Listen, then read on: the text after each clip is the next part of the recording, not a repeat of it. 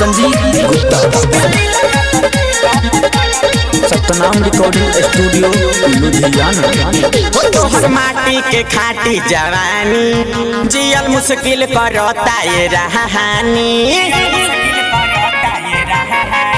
तोहर माटी के खाटी जवानी जियल मुश्किल करता ये रहानी।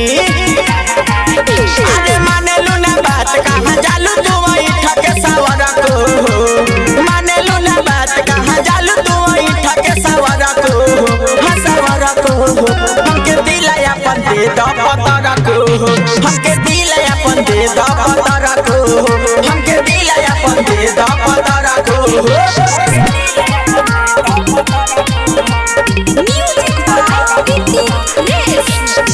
Mix by Sanjeev Gupta. जहिया से देखले बानी नींद उड़ल बाटे, हमरो त दिलावा तोहरे पीछे भागताटे। जहिया से देखले बानी नींद उड़ल बाटे, हमरो त दिलावा तोहरे पीछे भागताटे। भइलू जवान तू कराई धन्यवान हतन को, भइलू जवान तू कराई धन्यवान हतन को, हतन को।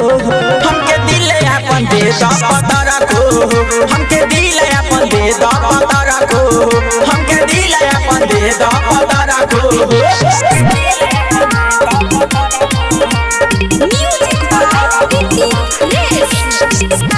Mix by Sanjeev Gupta.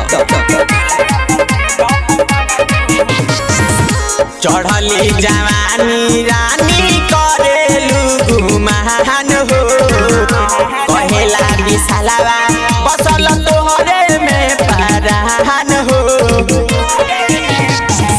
चढ़ली जवानी रानी करेलू गुमान हो, कहेला विशालवा बसल तोहरे में परान हो।